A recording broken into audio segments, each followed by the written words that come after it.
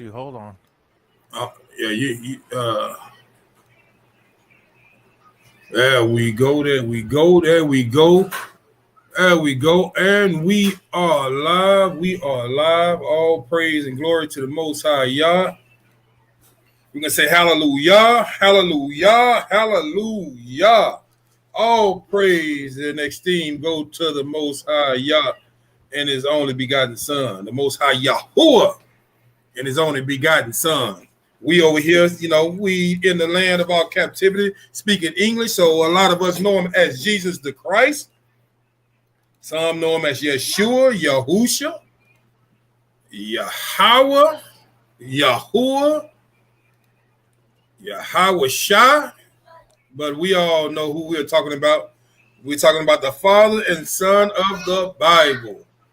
Man, y'all see me, I'm on my platform. Now this is where I will be broadcasting, most high willing, from this time being. For going forward. Y'all. So y'all just bear with me. I'm working out the kinks, trying to get everything situated. New platform. I'm not by myself because I got my Ak over here, Yedadiah, and y'all see him on there. He helping me out, which I've been dealing with this brother for some years now. I can't even remember how many. I want to say at least 5 or 6 years now. We've been dealing. He's been helping me out on some things in the background that we don't talk about a whole lot. I see y'all in chimed in. Order Melchizedek gave us a Shabbat Shalom. And y'all know I'm trying to learn how to multitask everything. Here we go. Here we go. What he was. Show that one. They're gonna assist right there. Psalms 91 sword. That says Veronica. Shabbat Shalom to you. Tuve. Shabbat Shalom to y'all. Yedadiah, you want to say something to the people, man, on this holy Shabbat day before I get started and go in on mine? Man, Shabbat Shalom to everybody. Hope all is well, man. Everybody's doing well. Just praise God that we still able to gather in this moment, in this time, and let's get it going. I'm trying to see how you sound on the background. You're still a little low on my end, but maybe the people can hear you. Y'all let me know. Hear me okay?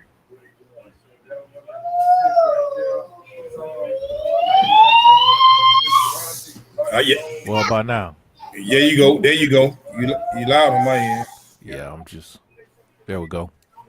Mm-hmm. Yeah, you were low. Now I think you up now. All right. Y'all see the title. I'm still working on my Paul series. Even though I'm coming over from the other channel, I'm still working on the Paul series.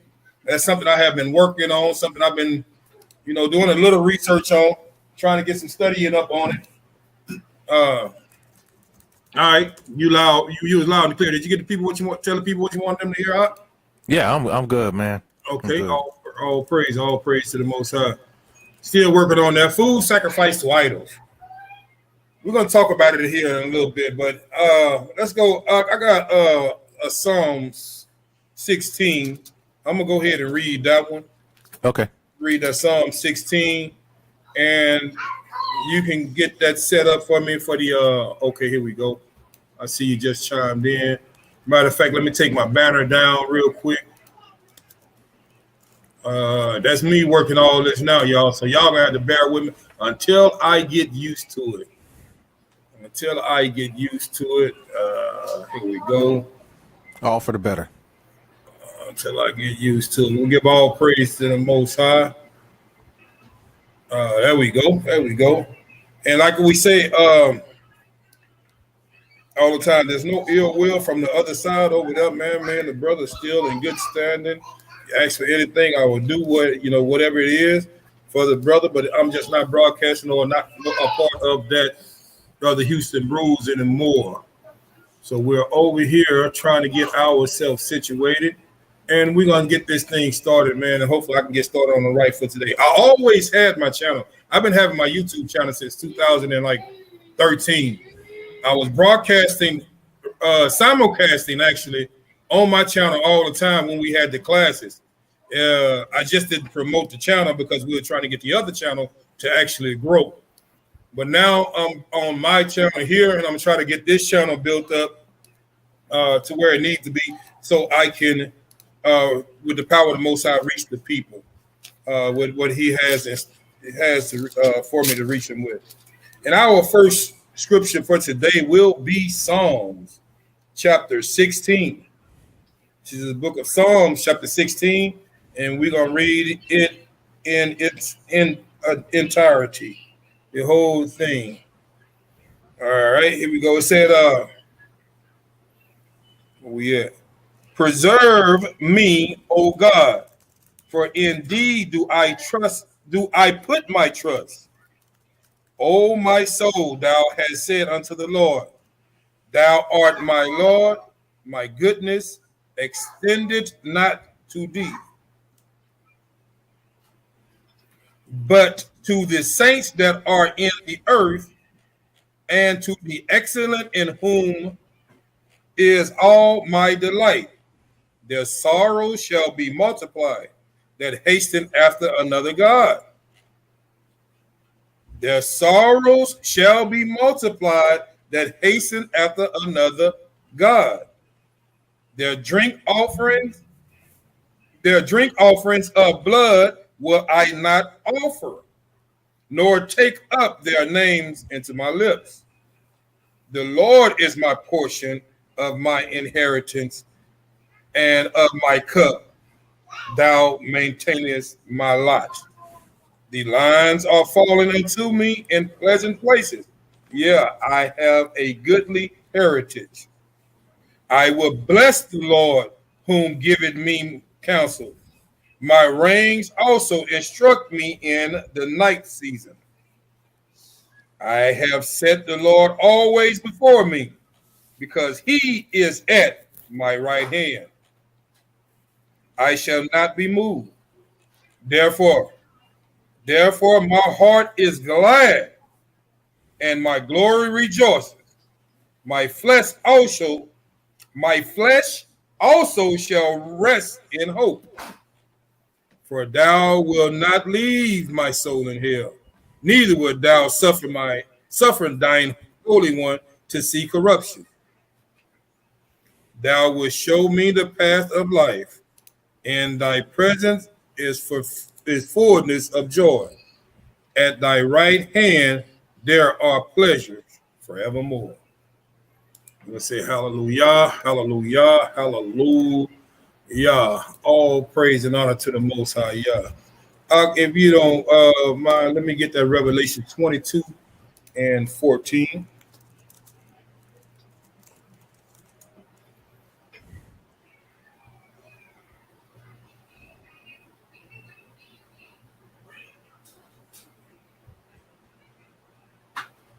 There you go. You got it? Okay.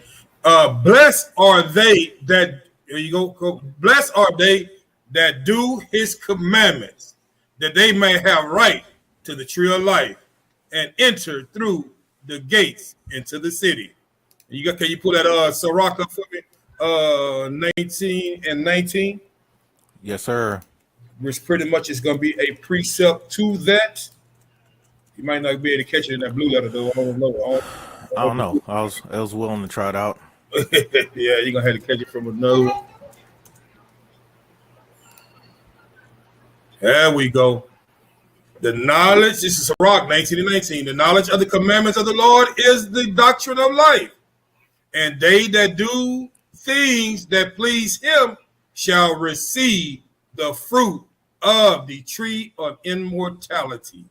That's your precept for that Revelation 22 and 14. It's all about the commandments so we can have eternal life, which Hamashiach or Christ told us in that Matthew 19:16 that we used to read. Also, we got a little reading. I sent you a last minute article. Can you bring that one up? And while you bring that one up, I'm gonna talk about it a little bit. Okay. Which one you want? It's one I just sent it to you. A Journal of Interdisciplinary. Let me see it. This one. Yeah, I think that's it. That was the last one, I believe, huh? Yes, sir. All right. All right. Give me a second.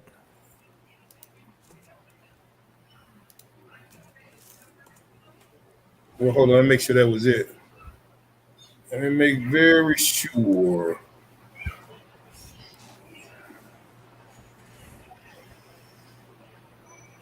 What? Hold on. That may not be the one, but I'll see. No. Or the other one in green. Yeah, the very last one that said history cooperative. It's talking about ancient Greek foods. I think I sent it to you in your message. It's in your messages. I didn't send it. Yeah. I remember that one. Hold on. Mm-hmm. All right. Well, when you look it up, I'm gonna see. You know, a lot of times we read the Bible, and this is why I'm doing this series, so we can understand the culture of the people, how they act back then. Why did Paul preach the way he preached? Why he talked the way he talked? Why we read the things that we read, so we can understand our Bible just a little bit more. Because we read through it and we have an ideal of what is being said. But if we understand it just a little bit more of what they actually was going through, or try to get closer to what they were going through, I believe that we will be able to understand our Bibles a little bit more. Why he was preaching the way he was preaching it. Man, and I'm gonna tell y'all this. It was Paul had to deal with in Corinth a lot of homosexuality that I knew it was there because he talked about it and kept talking about the effeminate man and those have burning them lust within themselves. So I seen it there. But I'm like, man, after I started doing all this research, I was like, man, they had so much of that going on. It was ridiculous. And that's why now when I see these fraternities and these sororities and they pledging this and pledging that, and you start to see all these things they having, and you see that a lot of it involved all of that stuff, and that's still with that Greekish or Greco-Roman fashion. All of those things, I was like, golly, man, he had to deal with that a lot. And he was going through, and that's why the letters and things was written back and forth. Like I said, we don't have the question that they were asking, we have the answer, so we tried to put it all together. But he dealt with that a lot. So much, I was like, man, I just didn't, it didn't dawn on me. I knew of it, but it didn't dawn on me how much it was that he was dealing with it. Shalom, sis Dominique. Most High Christ bless you. Give my little nephew a high five for me. Tell him Shabbat Shalom. But we dealt with that. He dealt with that a lot, and then it's so ridiculous that he dealt with it. You can see it even through the food that he was dealing with it. I was like, man. So I thought I was just gonna go on a lesson talking about these idols, giving food, sacrifice to idols. But we're gonna go ahead and get this. You got that one pulled up out? Con, this was the first one that you gave me. It was this one. Yeah. But I said the last one I just sent you on your text messages. Got you. Okay. Article 3. Got you. Yeah, that very last one I just sent you. I sent it right before we started in the class. I know I shouldn't have done it. I should have had a but I was just doing research on it. And I was like, man, let me get this one out. Nah, it's needed. It's needed. Hold on. Let me see. Let me show it to you. I'm gonna send it to you again. I think maybe you can be able to pull it up easier from your email. Now send it to me in text like you did. It just probably got lost. Okay. Sometimes my kid be messing with my phone. Okay. Let me send it right back to you again. Oh no, I got it. It's here. I got it. I do apologize, sir. Okay, it's all good. Yeah. I got it. We're working it out, everybody. We're working it out. It's all gravy. If you can blow it up, can you read? Will you be able to read any of it? Yeah, I'll blow it up though. More. Okay. All right. You want it where you had highlighted it? No, you can read the whole thing. We're gonna start reading the whole thing. Okay. I'll probably stop you. But I just want to get the people an idea of what they would eat back then, how they were back then. Remember, Corinth was right there on a port. It was right there on the port where they had all type of food that was coming through from the especially on the seafood side of things. So they was rich in the seafood. They did all type of trades that was going through with it. They did all those things. I see you, Thug. Shabbat Shalom, right? Order Melchizedek. They a lot of boy lovers in Corinth. There go my real right there. Shabbat Man, Shalom, Yisrael. Yeah, Paul was battling that. He had some issues with that over there. a lot But of Epstein's. yeah. Come on, let's get it out. Let's get it. All right. It might be surprising for us to learn that the ancient Greeks ate a lot of the same dishes that modern people in the Mediterranean do. Bread, fish, seafood, cheese, olives, and wine were a part of their regular diet. Perhaps they could not cook the exact dishes how they do now and could not season them in the same way because they did not have access to potatoes, tomatoes, bell peppers, rice, or lemons. But the basics of ancient Greek food have remained unchanged over the centuries. So, what was the ancient Greek food? What did the ancient Greeks eat? The people of ancient Greece did not usually eat very big meals. Agriculture and animal rearing were both difficult to practice in the island states. Thus, they had to be quite frugal.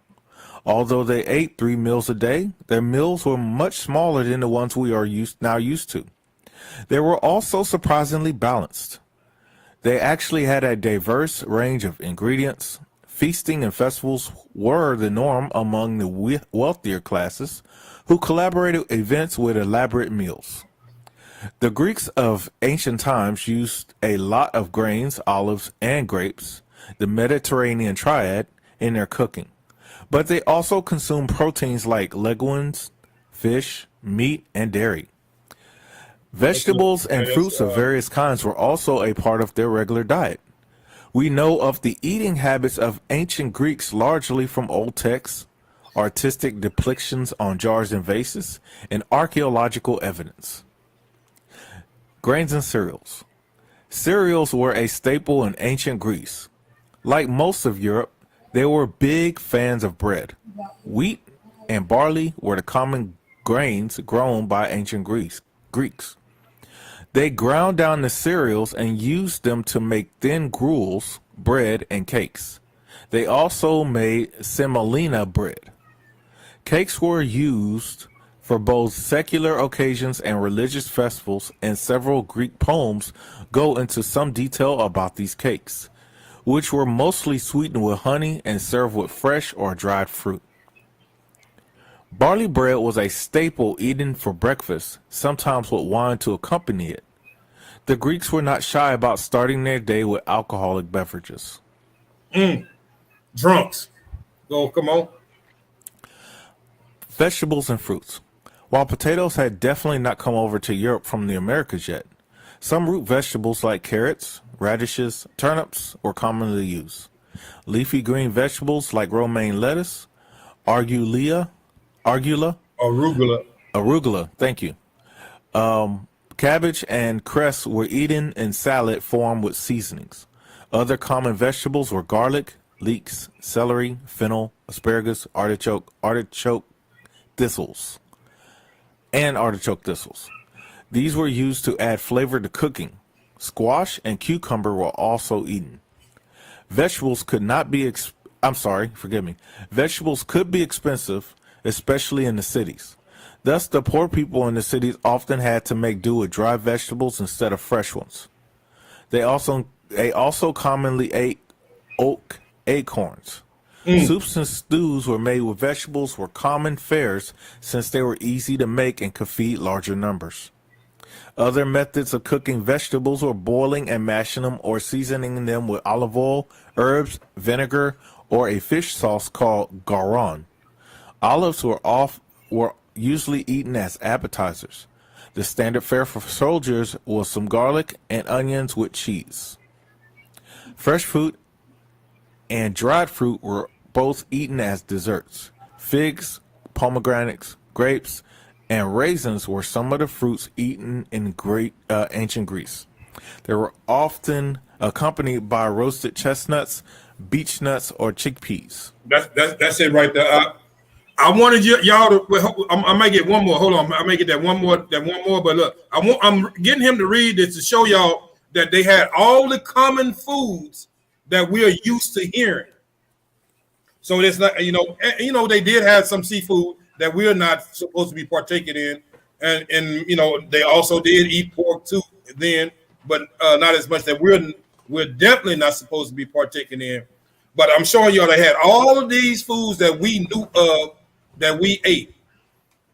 I'm gonna try to go through here a little bit and show you why Paul. I'm gonna go through 1 Corinthians 8, 10, and 10, and shows why he was talking this way, the way that he talked. Because if you read the way that Paul was talking, you'll see that he'll say, okay, well, you are allowed to eat these foods if you understand that you're not worshiping these gods. And we laugh at that, say, no, I'm not eating no food that's sacrificed to any animals, to any other gods. But the thing about it is that where we are now, we don't know who or what, when we go to restaurants or even when we buy our food from the store. And this is the same common food that we just got to reading about. When we buy our food from the store, that's why we're going to read about whatever's sold in the shambles. Go ahead and eat it. Go ahead and get it and eat it. And it's not saying the abomination. So we know we're talking about Leviticus and Deuteronomy 11.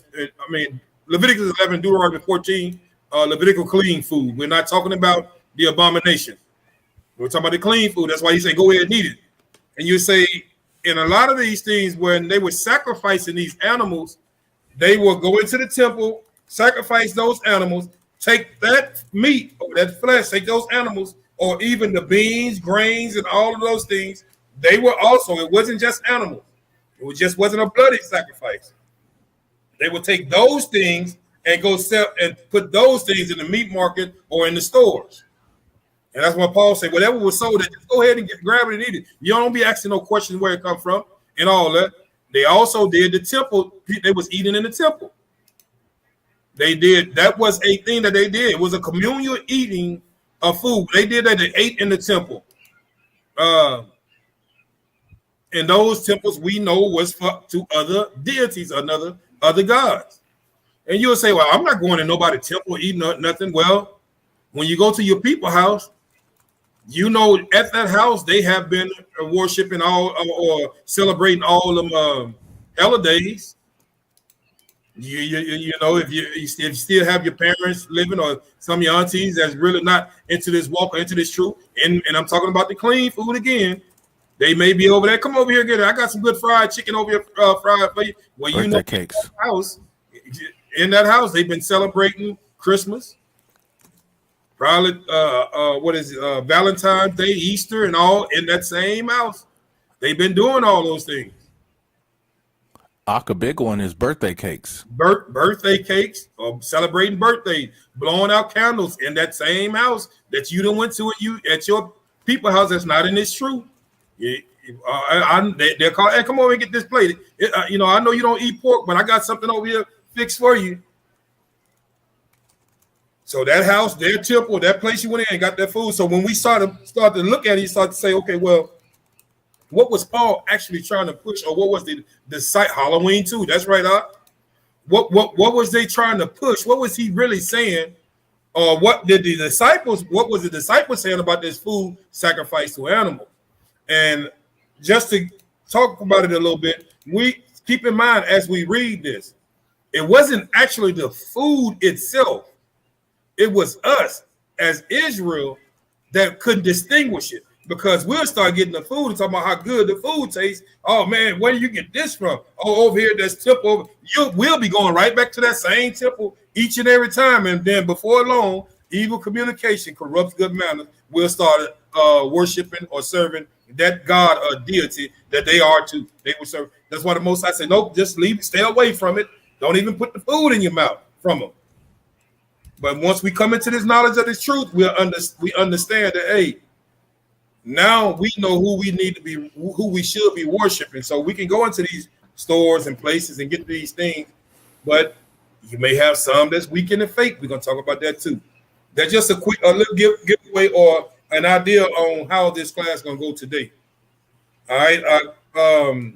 Read that one right there, that last paragraph. Let me see what it says. Legumes, Mm-hmm.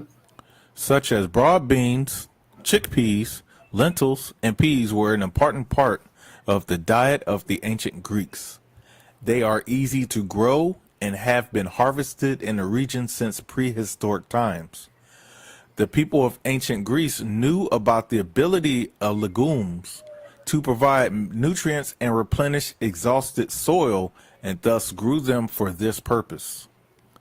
Legumes such as peas and beans have not only been found in archaeological sites, but are also extensively mentioned in classical texts.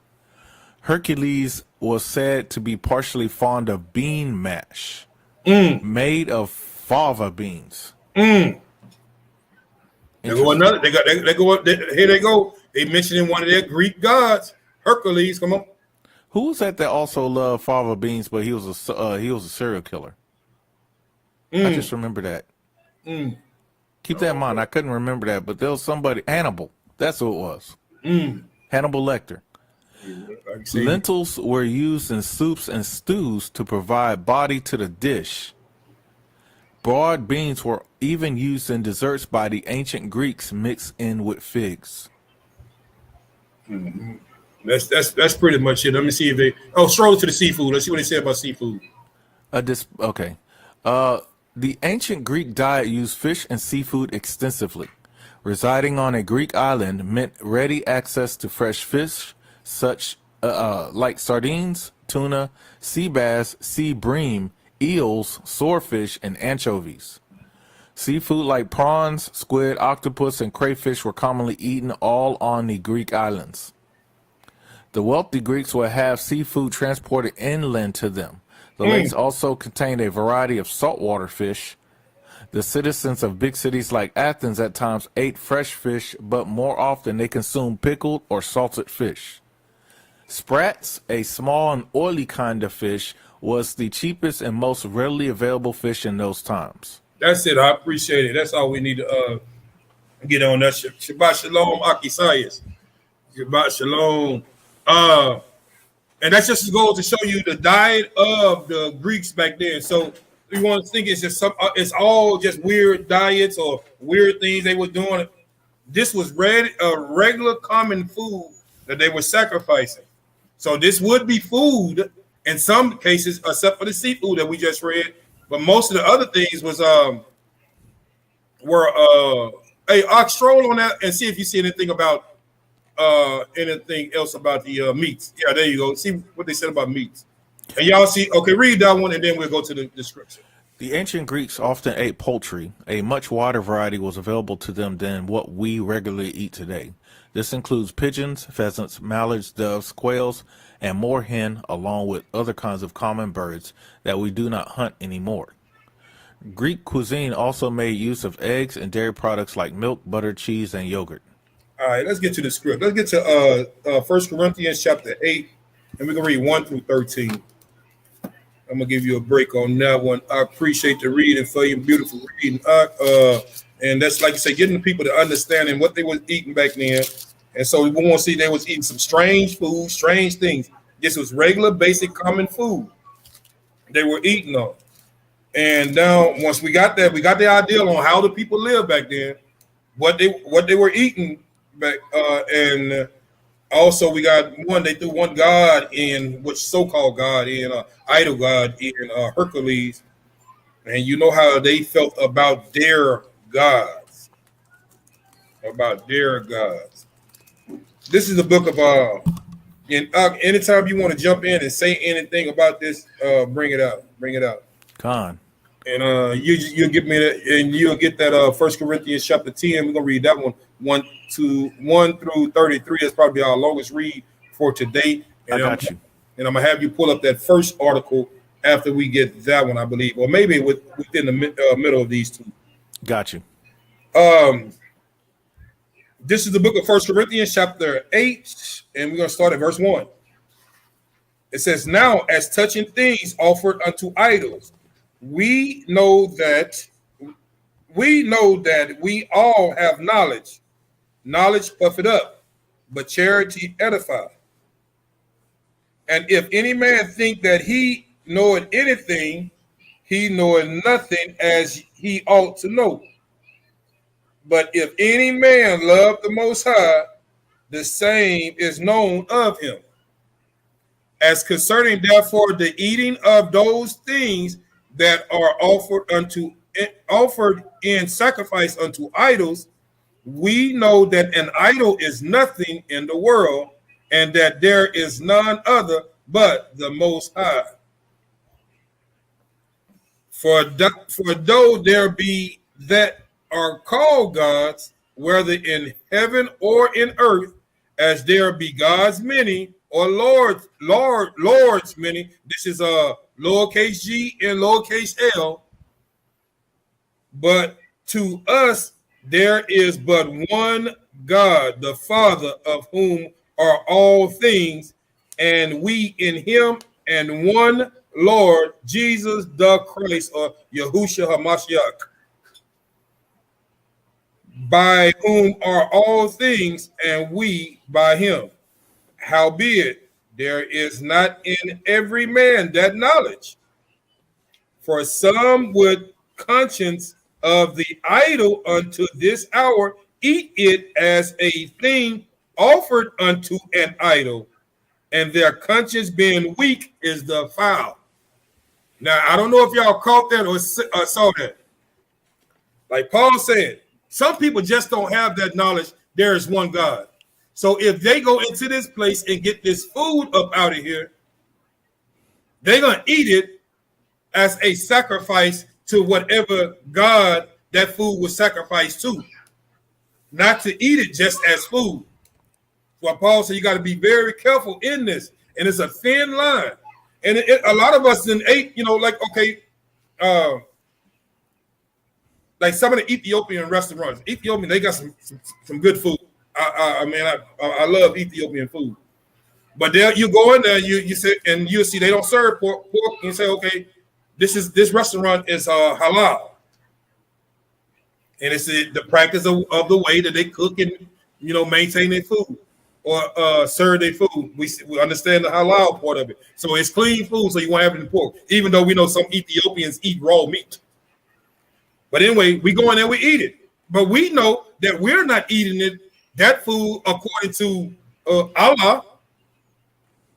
Or even when we go to a grocery store buying our food, we don't know how this animal was slaughtered, killed, who this, even the beans and stuff that we get.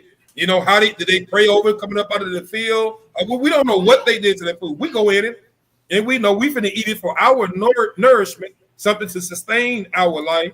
But we know who is the one that gives us life. And whoever they dedicated that food to, we don't do the same. We know who the ones that give us life is who we serve. That's who we're eating this food to. So, but Paul say, not in every man is this knowledge. So if some of us are weak, do not go into that place. Get in there. Do not even talk about it. And that's why back then, a lot of people, I think it was like in Romans 14, they believed that they couldn't eat certain food because it was defiled. Because all meat was defiled. But no, they also sacrifice grain to their deities.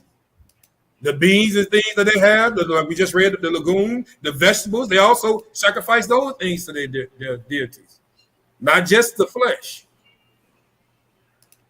All right, where we at? Can I add something to that? Bring it out. A lot of people think that worshiping another god is just merely bending down or bending your neck to him. It actually, I was doing some research. It actually involves more. You're literally giving your essence or your energy to give life to this idol. Some of the things that you do, you eat.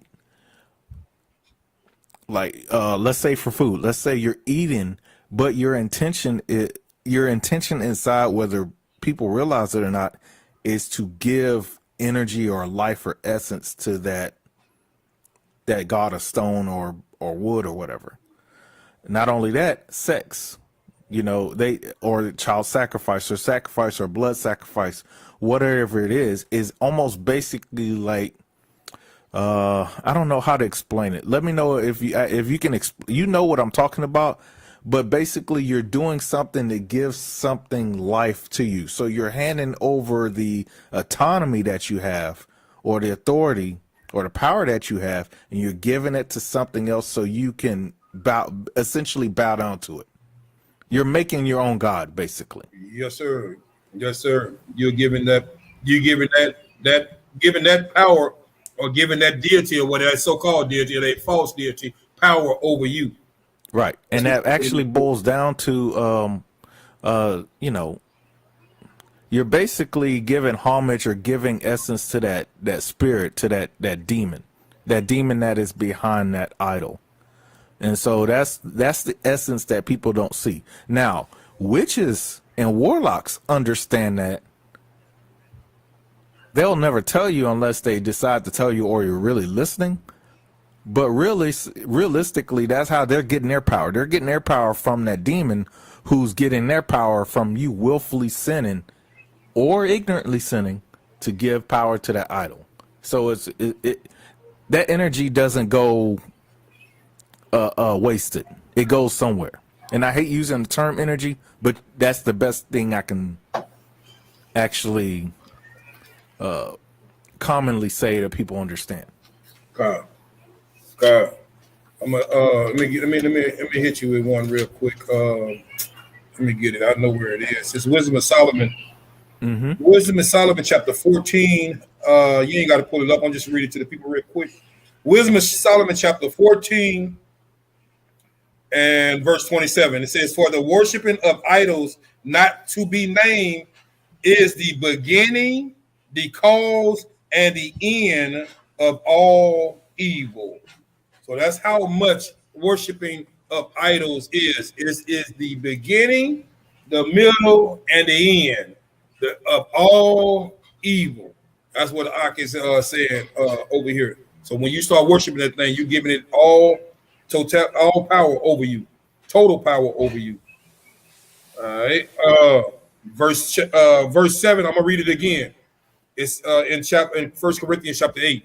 "Howbeit there is not in every man that knowledge, for some with conscience of the idol."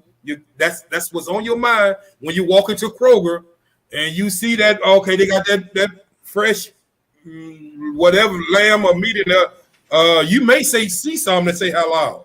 In certain stores they have it, and you know, or you may you don't know what's the practice of it is. But if you have it in your mind that maybe Kroger, because Kroger will put it up there. You walk into a store, and it may be a Chinese New Year, or some of these grocery stores do it. Maybe a Chinese New Year. They celebrate the year of the rat. So they out there advertising because they try to draw more customers in. All these years of rat. So they cooperating with the Chinese getting that. Or it may be Easter. You're going into that. All these things you're going in. They celebrate Easter, which is Ishtar. So they're celebrating it. You see all type of Easter bunny, Easter candy, and everything in most of these stores. But do you go in there thinking that in your mind, or you just go in that store, pick up what you got to pick up and get up and out of there? All right. So you don't have that on your conscience. But people back then, they did. Like you had someone who was at the Essenes and people like that. They had that in their conscience. Like say, Paul called that faith weak. They don't believe they can eat those things.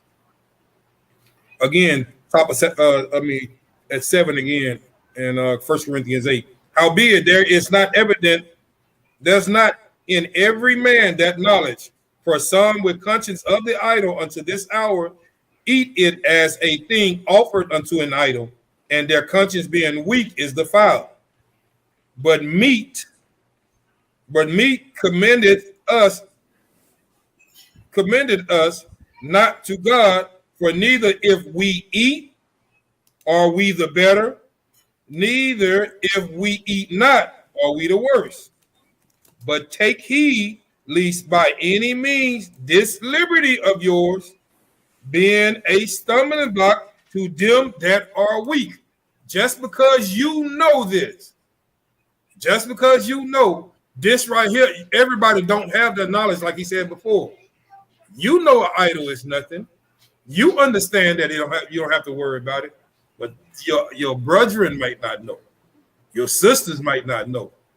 They may go into it and say, "Well, I see him go. I guess it's okay to, even though it's this is to Zeus or whoever, we can still eat." But no, that's not what he was saying.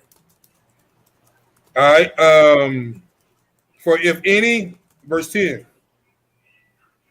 for if any man see thee which have knowledge sit at meat in the idol's temple, because that's where a lot of them ate at, shall not the conscience of him which is weak be emboldened to eat those things which are offered to idols? And through thy knowledge shall the weak brother perish, for whom Christ died? But when ye sin so against the brethren and wound their weak conscience, ye sin against a Mashiach. Wherefore, if meat make my brother to offend, I would eat no flesh while the world standeth, lest I make my brother to offend. So again, even though we have that knowledge in our head, man, we're not serving these deities. We're not serving these gods. Well, I mean, we just going in there to the store and buy meat, pick it up out of there, and going back to the house, cook it up, and we're gonna eat it up. But if you get in there, you see some of your brothers, they go do it. They still may think it's okay to serve those gods that you get that meat from. This is what Paul was saying. But so this is what he had to deal with in Corinth at this time. So this is why all these things, hey man, look, just because you can don't mean you should. We're gonna talk about that a little bit. All things are lawful, but all things are not expedient. Just because you can doesn't mean that you should.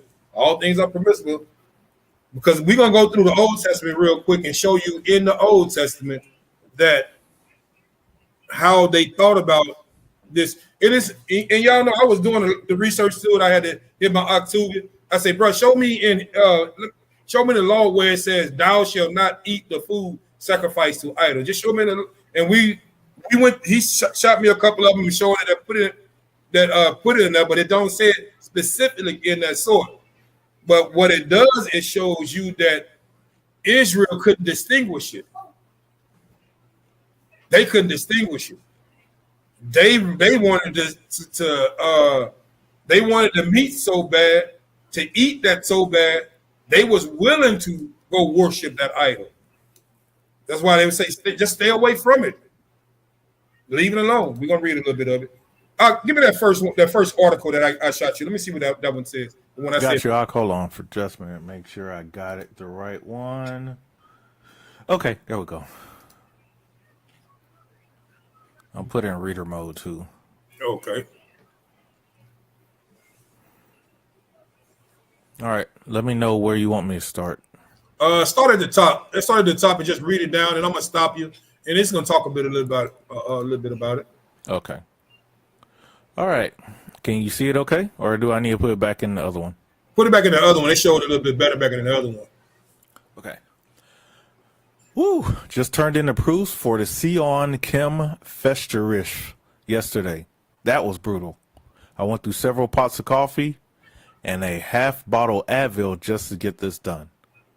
And all this with the help of a TA. Thanks, Carrie, who did fantastic work. But back to where I left off. Pardon the pun, but idol food was no idle business in the Roman Corinth of Paul's day. To the contrary, it was a thriving enterprise that produced a high-quality item in mass quantities with amazing efficiency at an affordable price. While we are not sure of the exact location of the butcher shop which took leftover food sacrificed to idols and prepared it to be sold in the marketplace before it could spoil, historically, we have three competing locations based on the recovery of inscription fragments found around the area of the Corinthian Agora. We don't have to get that. That's a map of the Corinthians where they were trying to show where the grocery stores or the stores was likely, the meat markets were likely to be. But we don't have to get that one.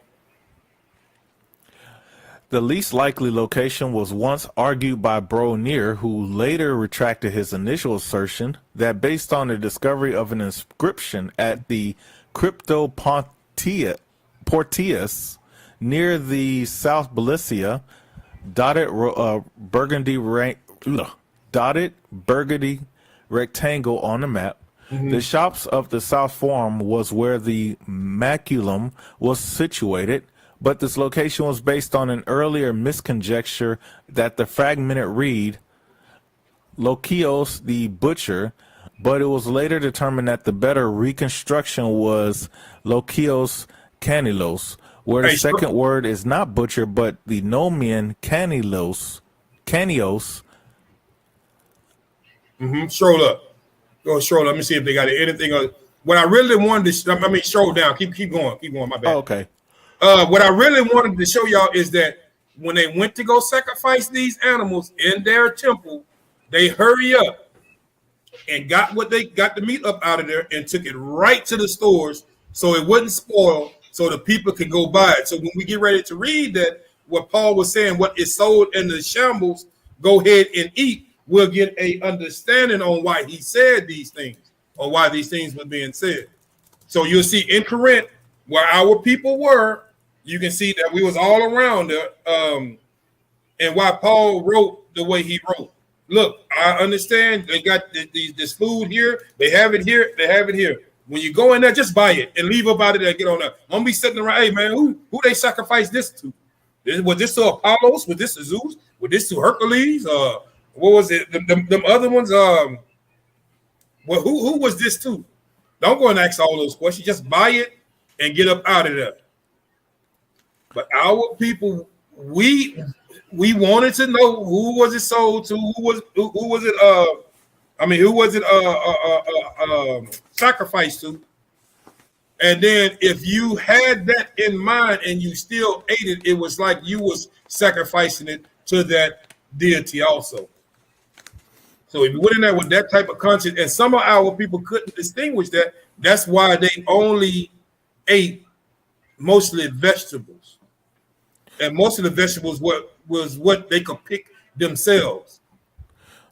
Also, too, I think also Timothy talked about that a little bit. 1 Timothy 6:10 talked about those who probably, because remember, back in the Maccabees, they had people who turned against the faith. 1 Timothy chapter 6 verse 10. Can I read that out? Bring it up. Because there's another aspect of what you're saying. For the love of money is the root of all evil. Remember what you just brought out that script where we're talking about it goes around in a circle. Which while some coveted after, they have erred from the faith and pierced themselves with many sorrows. And if you look at it, what are those many sorrows? You caused your brother to sin by knowingly gave them meat that was given in idols. Right. And you did that because you were trying to make a buck.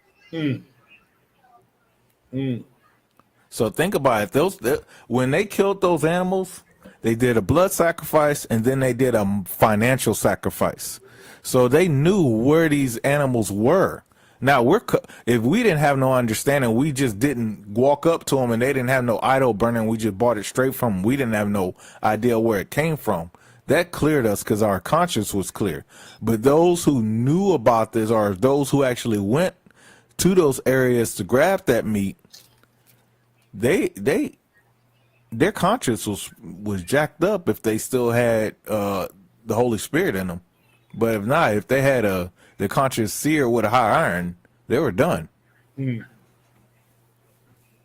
Let's get that 1 Corinthians 10, and they're going to talk about that. It's going to show what you were saying, because this is what Paul was trying to bring to the people, because everybody don't have that understanding. So when somebody tell you, yeah, man, we was over here eating that, and yes, it was sacrificed to such and such, man, I can't eat it anymore. I'm sorry, I'm done with this. You just confessed to me who you serve, this man served to. But I'm telling y'all, just like some of your people houses you still go to now, who you think they serve in their house. One day, like I say, you could have went over there and right after Christmas and New Year's, and you went over there in March, and you know they just took their Christmas tree down. Most of us, some of them probably still have it up. You know how our people do. They March the Christmas tree still up in the Have house it up all year. all year, right? Uh, they probably still have it up in there, but you know you grew up with them, you grew up around them, you just came into the truth, you know, however long ago, and you know that some food that they used to cook and it was righteous food, and you know fried fish, you know, if you're not the catfish, or fried chicken, or they fried the best chicken, or cook the best roast. You know, you say, oh, hey, can you know, they cook some real good greens. I say, yeah, we know you don't eat pork anymore, but so we just put turkey necks in the greens. So you come over here and get you some smoked some greens with some smoked turkey in there, and you done went over there, but you know they just got through worshiping Christmas, New Year's, the god Janus, you know, Valentine's Day, all those things, and you went over there anyway. Just as Jupiter. Paul said, don't let that stuff bother you. Go ahead and grab it. You know it's clean food. Go ahead and grab it. So you're gonna stop eating there? This is why he said you're making things a whole lot harder than what it has to be. Let's read about it. You get that 1 Corinthians 10 for me. Got you already. It's already up. Come on with it. I want y'all to listen to this right here so we can get an understanding on it. All right, 1 Corinthians chapter 10. Let's start at verse 1. Moreover, brethren, I will not that ye should be ignorant, how that all our fathers were under the cloud, and all passed through the sea, and were all baptized unto Moses in the cloud and in the sea, and did all eat the same spiritual meat, and did drink the same spiritual drink, for they drank that spiritual rock that followed them, and that rock was Christ. All right, so let's stop right there. Now we all ate as one, so we knew what we was eating then. We knew this is the spirit. We knew what we was grabbing then. We knew that we only serve one power. One. We knew this then in the wilderness. But come on. Keep going. Yeah, keep on. But with many of them God was not well pleased, for they were overthrown in the wilderness. Now these things were our examples, to the intent we should not lust after evil things, as they also lusted. Neither be ye idolaters, as were some of them, as it is written. The people sat down to eat and drink, and rose up to play. This is what we started to go off at right here. We saw what the other people were doing, and we wanted to do the same thing. We remember things they were doing in Egypt. They had some of the strangers, the people that were still among us. They was putting that in our mind. We wanted to go back to Egypt and eat the onion and what they call the leeks and the cucumbers. We wanted all that. They were putting it in our mind. We wanted to go back. And it's the same way here. We would do anything. We would do anything right now to eat that which we are not supposed to be eating. We'll rather serve an idol god, go out and serve idol god just to eat the meats that they have there. Arby's. Neither let us commit fornication, as some of them committed, and fell in one day 320,000. Neither let us contempt Christ, as some of them also tempted, as were destroyed of serpents. Neither murmur ye, as some of them also murmured, and were destroyed of the destroyer. Now all these things happen unto them for ensamples, and they are written for our admonition, upon whom the ends of the world are come. Wherefore let him that thinketh he standeth take heed lest he fall. There hath no temptation taken you, but such as is common to man. But God is faithful, who will not suffer you to be tempted above that ye are able, but will with the temptation also make it a way to escape, that ye may also be able to bear it. Wherefore, my dearly beloved, flee from idolatry. I speak to wise men, judge ye what I say. The cup of blessing which we bless, it is not the communion of the blood of Christ. The bread which we break is not the communion of the body of Christ. For we being many are one bread and one body, for we are all partakers of that one bread. Behold, Israel after the flesh, are not they which eat of the sacrifices partakers of the altar? All right, we stop right there for real quick. You see, Paul went through the whole thing telling you who we supposed to be serving. I'm telling y'all, everybody, y'all doing this and doing that. Look, you know who you supposed to be serving. So he gave them a whole list first before he really got into this about the idols or the eating of the food. This is the conscience that you need to have. Serve the Most High, and Him alone should you be worshiping. But a lot of our people can't distinguish that, and that's why the Most High told us to stay away from it. Leave it alone. If you cannot tell the difference in between the two about just eating the food and serving the God, stay away from it all. And Paul went through the whole thing, letting them know, look, I'm gonna build you up first on who you're supposed to be serving. So now let me get to what my letter is about. Come on. What say I then? That the idol is anything, or that which is offered in sacrifice to idols is anything? Do everybody have that same conscience that we read in chapter 8? This is this knowledge that Paul was talking about. Do you know an idol ain't nothing? Or even the food that's sacrificed to this idol, it ain't nothing either. Come on. But I say that the things which the Gentiles sacrifice, they sacrifice to devils and not to God. We're going to read that in Deuteronomy. Come on. And I would not say that, and I would not that ye should have fellowship with devils. Mm-hmm. You cannot drink the cup of the Lord and a cup of devils. Mm-hmm. You cannot be partakers of the Lord's table and of the table of devils. Do we provoke the Lord to jealousy? Are we stronger than he? All things are lawful for me, but all things are not expedient. All things are lawful for me, but all things edify not. Paul understand. I can just go in there and grab what I want to grab, get it, and eat it. It's cool. It's permissible for me to do because I know who I serve. I know who have the power over me. I know this. I know who have this power over me. I know that I serve the Most High in Christ. But you may not know this. Just because it's permissible does that it may not be edifying or expedient. So I should stay up out of there because I care about you that's doing this. And if you believe it's evil, I'm gonna stay away from all appearance of evil towards you.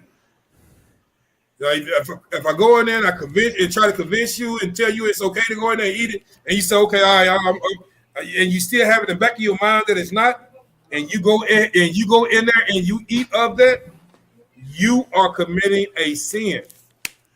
It's simply because you did not do it by faith. You did it only because, maybe he right, maybe he wrong. No, you have committed the sin. Be fully convinced in your own mind on these things before you partake in those things. If not, stay away from them. Paul going to talk about it a little bit. Come on. Real quick, can I give an illustration real quick to what you're saying? So, for example, we all seen movies or we've been a part of situations being in let's say a bar, right? And then you have the beer mug, right? What do people generally do when they're hanging out with each other and they have a beer mug? Before you drink or before you take a shot, what do? They always take the shot glass, they lift it up, someone says some words, you slam it down, then you drink, correct? Right. That's what he's talking about. What will happen is if, let's say you and I walked into a bar and somebody hands us a drink, come on, drink with us. But then you would take the beer and just drink the beer. I will see everybody say, "Come on, do this with us," and they lift up this beer or this drink, and they say some words. Then I see them slam it down. I do the same thing, and they drink and I drink. I'm following what they're doing, which is sacrificing idols. You just took the beer and drank it. Yes, There's sir. a stark difference between the thing.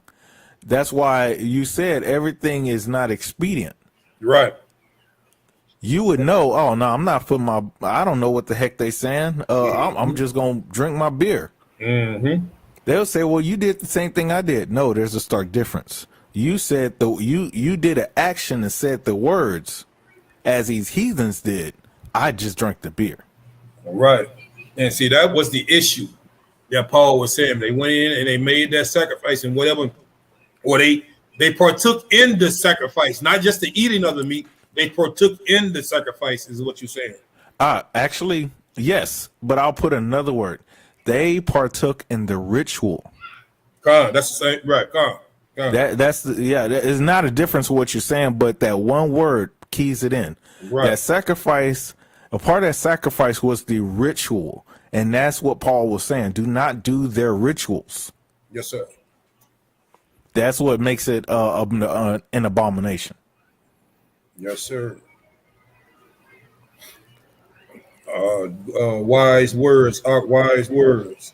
Okay, Hey, where do we start? Start at 23 for me. And Okay. We read it before, but I want to read it again so we can further push the what you were saying. Come on. 1 Corinthians chapter 10, verse 23. All things are lawful for me, but all things are not expedient. All things are lawful for me, but not all things are edify not. Let no man seek his own, but every man another's wealth. Whatsoever is sold in the shambles, that eat, asking no questions for conscience sake. All right. Okay. We hear that just then. Whatever is sold in the shambles, go ahead and eat it. Don't go in here asking all these old questions. Like I said before, who is it? Who did y'all, what's called? What temple did this come up out of? Did it come out this temple? Just go in there and grab it and get up out of there and eat. That's it. Because we, again, when we had our own, even at this time, because we was going to go to different places where, especially if, like Paul, he was preaching the gospel all over. So he was going to places where our people didn't have this knowledge of who they truly were in Christ. They didn't have all this knowledge. So they wouldn't understood the that you can't go into this, you're not supposed to be grabbing food sacrifices to idols. They wouldn't have understood none of this thing. They just thought they were just going to an everyday market. So Paul was telling people that knew or who found out who they were, you do the same. Don't worry about who they sacrifice all this stuff to. Whatever is sold in there, grab it, come up out of there, leave it alone. Now, again, I see sis talk about the Chinese restaurant. That's one reason why I stopped going to Chinese restaurant. And that's one reason I did, because they did have all those statues and things in there. And I just didn't feel all that myself eating from them. And plus, we already know, you can't find any cats or dogs around a Chinese restaurant. So that was in the back of my mind too. I believe the rats, there's none there either. So all that was in the back of my mind too. So I stopped eating. They be eating the nastiest stuff I've ever seen. Boy, Instagram will tell on you. Hey, real quick, you said something, and I saw a pattern. What you were talking about. Paul was warning us against the same things that caused the destruction of Saul, Korah, Dathan. They all were influenced by others doing wrong. And so Paul is telling us, don't do those things. Don't do these rituals that these heathens are doing, because the Most High gonna mess you up. So a lot of that too is watch who you're being influenced by. One thing was what he was really trying to stress is that he knew that he had that knowledge to do those things. He knew he had that knowledge to eat that food. He knew that a sacrifice, whatever, it wasn't nothing. He knew what's called, but he was saying what he was looking out was for his people. Yeah, those who did not know. Who did not know. Right. He was looking out for them. He said they don't know. Right. And They so don't understand. So you look out for your brother. Don't go over there. It's just like, okay, you brought up the alcohol. You may have a brother that's have a problem, maybe an alcoholic, or just coming up out of it. He can't handle his liquor. He can't handle his drink. So are you gonna sit there and drink in front of that brother? Or are you gonna sit there? So Paul said, look out for your people. Don't and he said, what I'm gonna do is if this meat they sacrifice to this idol, or this flesh sacrifice, I will not eat flesh for the as long as the earth stands, or as long as I'm alive, just so I won't offend my brother. Cause that brother to sin. I call and put a stumbling block in his way. That's Right. what he was. That's what truly what he was looking out for, and that's what he was there at that time, and that's what we need to be doing to this day. Just because we do have that knowledge, and you see a lot of us. I mean, you can go ahead and do that, man. I ain't worried about it. No, just because you have it, that doesn't mean the next brother have it. So that's why. Okay, another thing. Even just because you believe, like I know a lot of our brothers partake in smoking, smoking the herb. Just because you can, that doesn't mean the other brother can handle it. Because I see a lot of brothers go out there, and lose their jobs, can't take care of their families anymore, and all those things. So we need to keep that away from that brother. So what Paul was actually doing in this time is looking out for your brother's well, another's well. Well, right? that too. Also, you said something very important. We can actually, just like we were coming into the remembrance of who we are as children of the Most High, as Israelites, you can come back into remembrance of a generational curse that's been already taken away by forefathers. Somebody prayed, but then you brought, let's say, the alcohol. Somebody may have prayed that alcohol through, or went through the situation where they know how to resist it. They never taught you how to do it, but somebody introduced alcohol, and here you go. That same spirit now is coming to torment you with that alcoholism. So that's why we gotta be careful about introducing things to people, like you're just saying. And I see Elder Elman put up here. It's about all the other restaurants have crosses in them, and we still go in there and get food up out of them. They have crosses. They have around, like I say, around the holiday times, whatever holiday they're celebrating. They might walk in a restaurant. They may have a Christmas tree up in there. We still go in there into those restaurants. So that those again, it makes sense. I don't, it could be just regular, your favorite regular fast food restaurant. You'll see that they are there in the holiday spirit. McDonald's, Chick-fil-A, Burger King, Wendy's, Popeyes, KFC, name any of them. You'll see they'll be advertising. We're advertising this for this holiday. Cheaper meal, you will go right in there and buy it. Man, that's what Paul was saying. So what you gonna do? Not go in the restaurant and eat? But go ahead, come on. No, like you just said it. That food also has the ability of transferring spirits. Somebody pissed off in a bad mood, working in a restaurant or working at a fast food. You eat that burger, now y'all sitting there mad. Yeah, but you know what? Like he said, we are caught in the straight. That's by design. Those people who've been studying us, they know exactly what got us. And so, what was it? There's a quote I heard. It said, "You can study so much. You can hate somebody so much you start acting like them because you done studied them." That's the same for them folks that the scripture's talking about. Them small hats. They hate us so much they've been studying us. Now they want to be us, but they hate us because they ain't us. I like to say, even the grocery stores, every store has their holiday theme around that time, and we still go and get whatever out that store. Hey, what we stop at in Corinth? That's right too. That's what we're saying about this. So again, where we're gonna draw the line at? But come on with it. I will.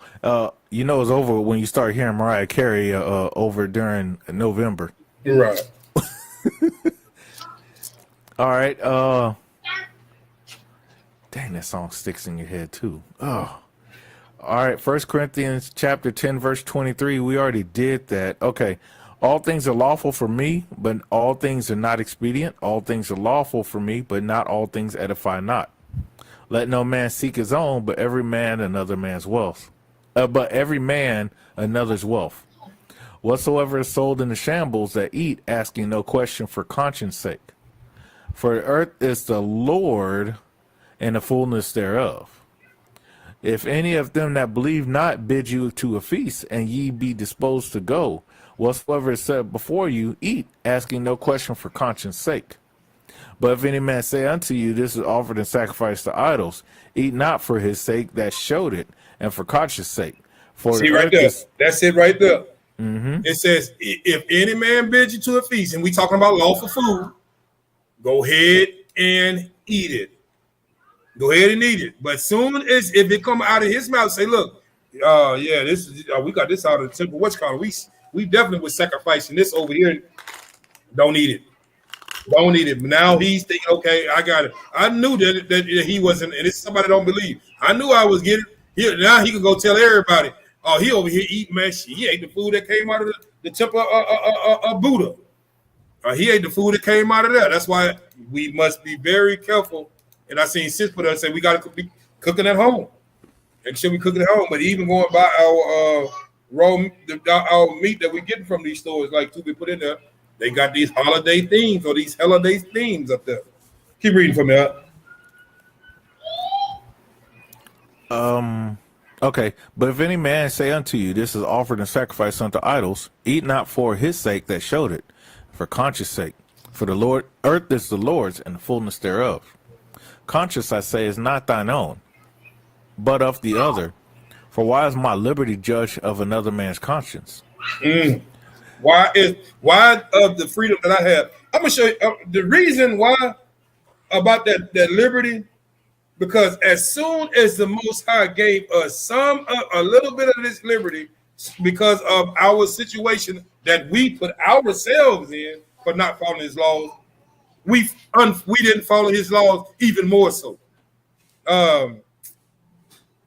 Second Ezra chapter. Second Ezra chapter 9 again. I like reading this one. Second You got Ezra, it, Aki, you want me to get it? verse. I'm gonna get it. Second Ezra chapter 9, verse 11 and 12.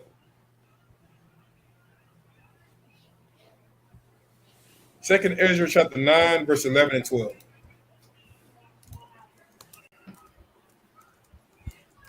Hold on. That's in 66. I'm tripping. No. Second Ezra. You could have got it. You was right there. Get it over there. Yeah, Ezra is ES. Oh, I'm sorry. Yeah, it's in Greek. Remember that. ESD. Oh, Esdras. Yeah. What chapter again? 9, verse 12. As a matter of fact, 11 and 12. Sorry. No, you're okay. There we go. For Second Esdras, chapter 9, verse 11.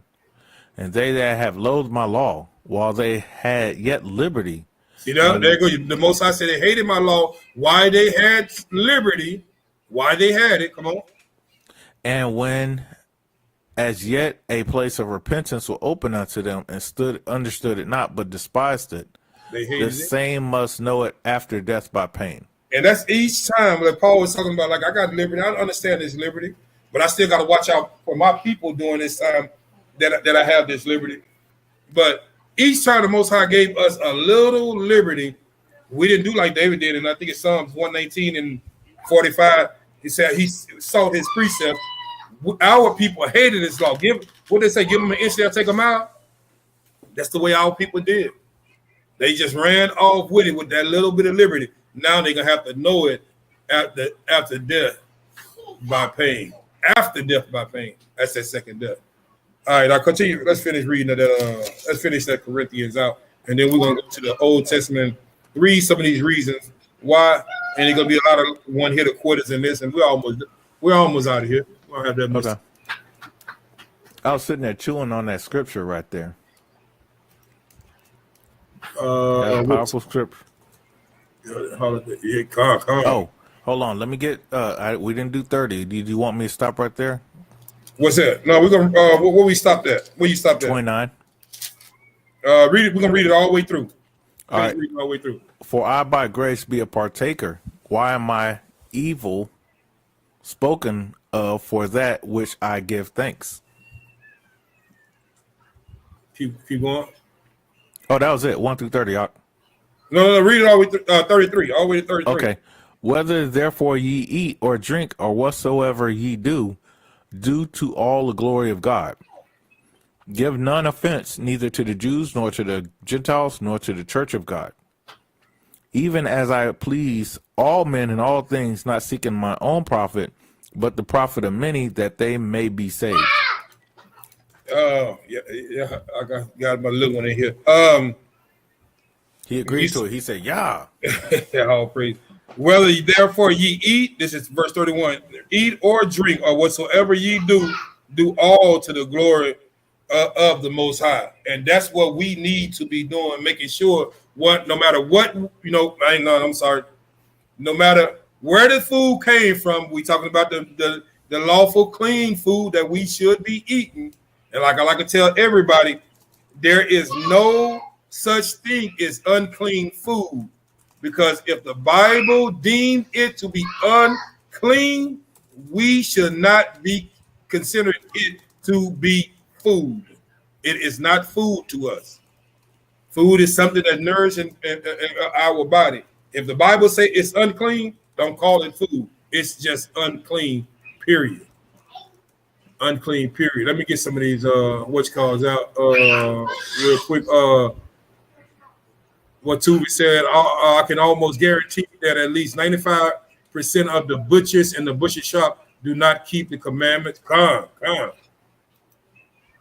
I see somebody.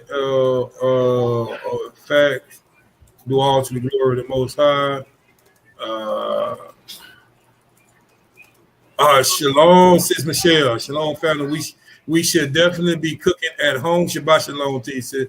We should be definitely cooking at home. Way too much evil going on. This is a great lesson. Thank you, sis. Thank you. All praise to the Most High. All praise to the Most High. Sis Francesca said it goes all the way down to the packaging, etc. Yeah, the rabbit hole goes deep. Fact is we don't believe in their false idols. That's right. We just getting whatever it is that we are getting at the time and keep it pushing. And that's what Paul was trying to tell us to do. Because if we sit around and find and look, we gonna find something in there that's going to be serving another deity, especially us now being in the land of our captivity. All right. I see you putting it out there. I see you putting it out there. All right. Let's get Deuteronomy chapter 32, and we're going to get verse 17. Deuteronomy chapter 32, verse 17. Y'all see what Jedediah said? They know what they are doing while attempting to keep themselves from being. That's right. Yeah, they know that system. That's why you can go to. Akka said best. He said, from the butchers down to the packaging, they keep everything according to quote unquote the law. They have their own butchers. But they're the same ones that own the grocery stores. Yeah. Like you said before, we talked about before, not trying to take away from anything. Simple fact that, I don't know if y'all know this, but I know Ak brought this out, but they have it to where they don't pay any interest on any loans. So they know.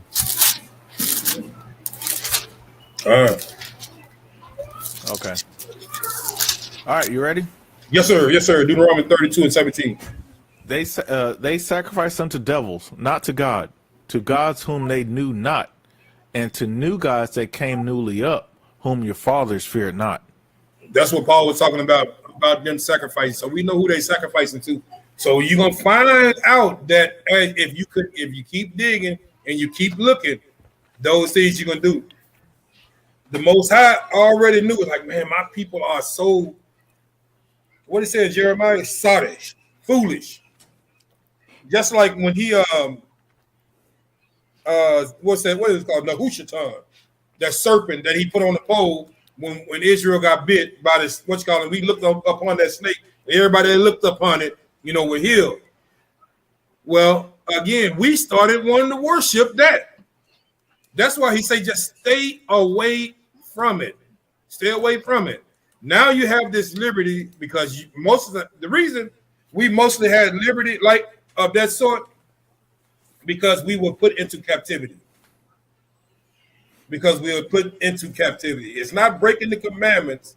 It's just, okay, go ahead in the shambles, buy these things, but don't worship their gods. Back here, it was saying, man, you can't even, don't even attempt it because all y'all gonna do is go and start worshiping. Give me Leviticus 17:7.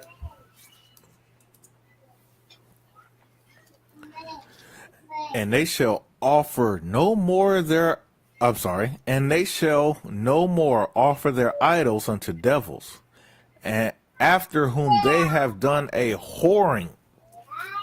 This shall be a statute forever unto them throughout their generations.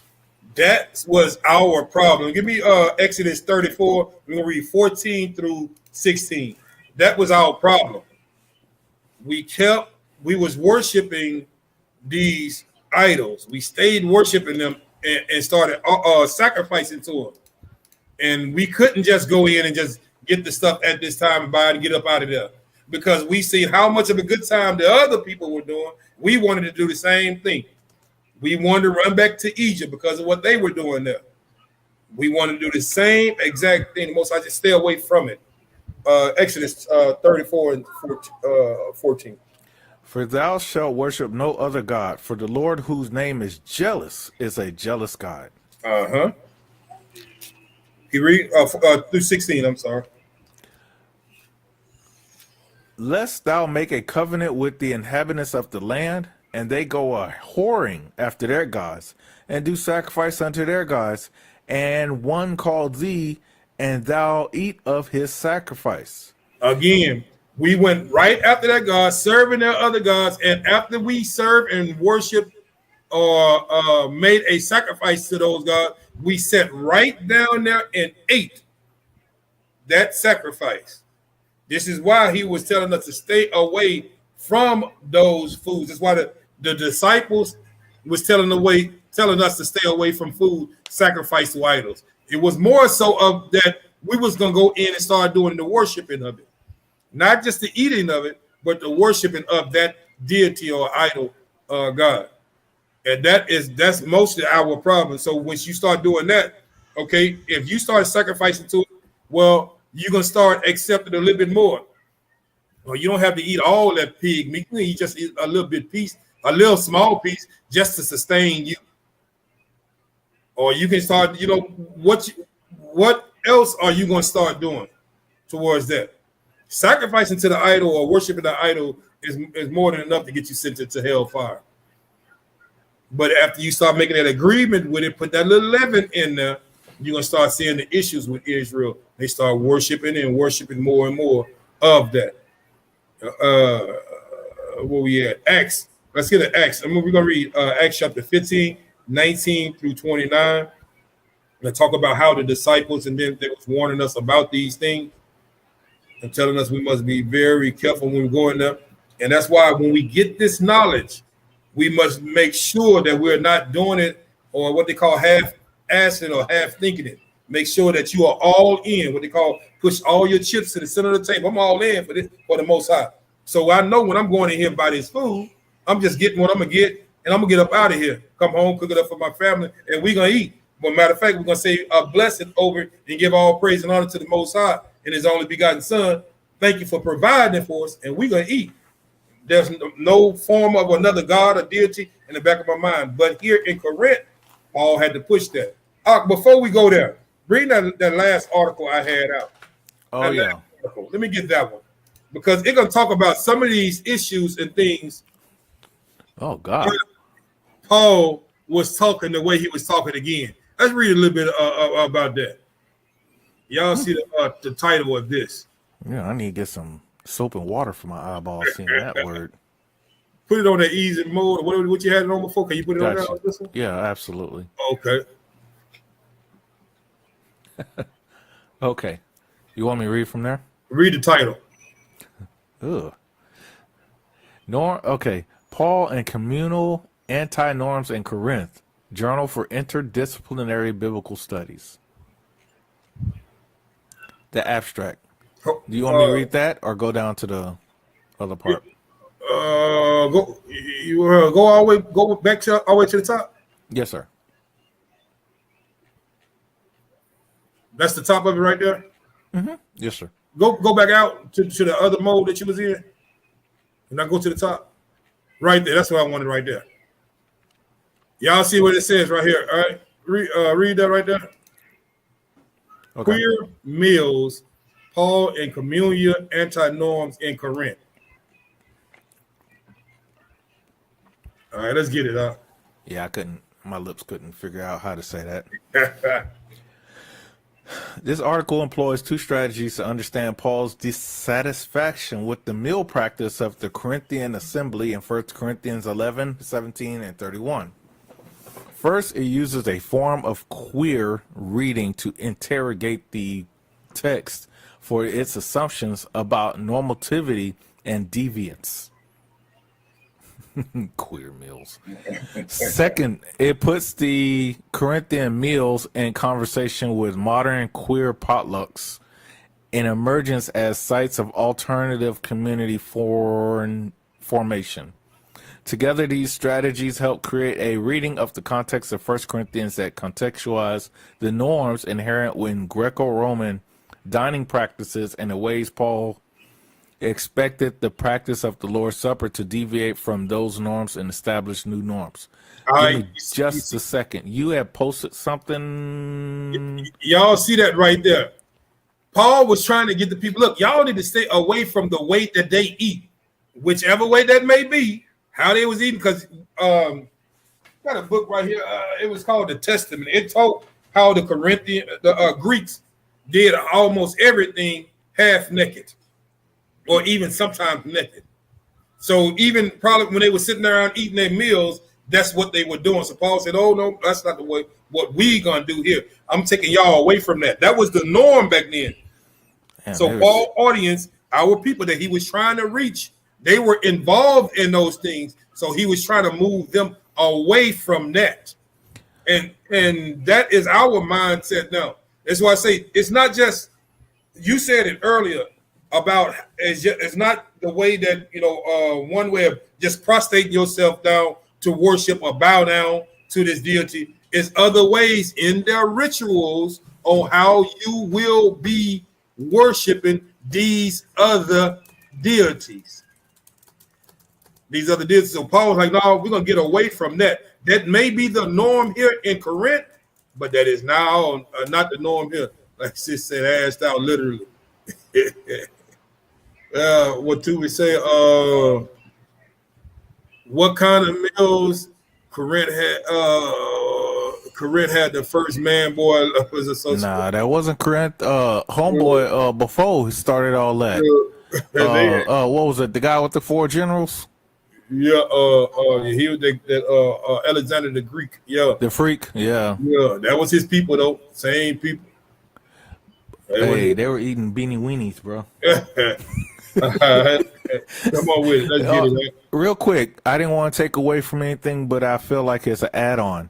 Exodus, man, was very prophetic in the writings right here. It said, after you said, lest thou, and right here in Exodus 34 and 15, it said, lest thou make a covenant with the inhabitants of the land. That's talking about the Greeks. And They go after or whoring after their gods and do sacrifice unto their God, and one calls thee and thou eat of his sacrifice. They're talking about this situation. Because look at this one. Here's the beanie weenie man boy lover association. And thou take up their daughters unto thy sons, and their daughters go a whoring after their gods, and make thy sons go a whoring after their gods. Right. That's Right. what it was talking about right there.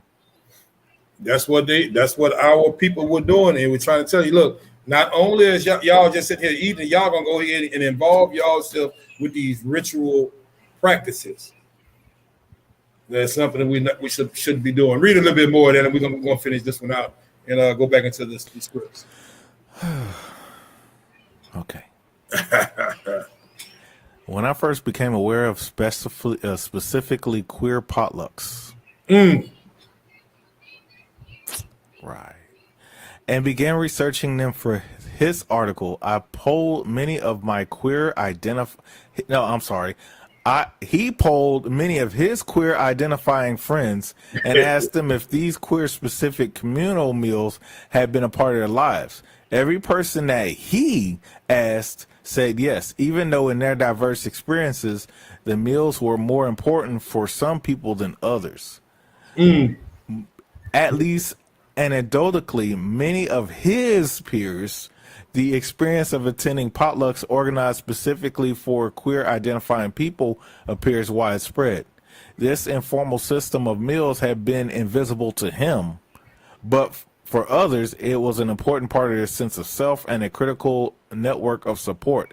As he had a conversation about these meals, it became clear to him that part of the impetus for queer potlucks is the need for alternatives to the kind of social and familiar events that he participated in without much thought.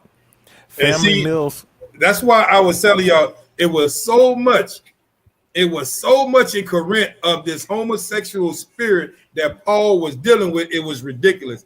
And you see how much they keep it hold to it. That's why I say all these fraternities is like they have all these different rituals, not only just the regular hazing ones they have, but most of it is dealing with some type of effeminate, or even with the women, some type of masculine spirit that's on them. And you see these things, and they're still doing these practices right now. Like they want to read and put it, say I and me, but you see that we didn't know anything about these things. I was doing research and I said, hey, where and it popped up. Queer meal. I said, what is a queer meal? So let me look this up. I started looking it up. I said, oh, come on, man. So then you start going back into the scriptures and seeing why Paul was talking the way he was talking. And you started saying, okay, now you know what he was actually dealing with then, because they had all type of practices back then. They want to sit there and eat naked.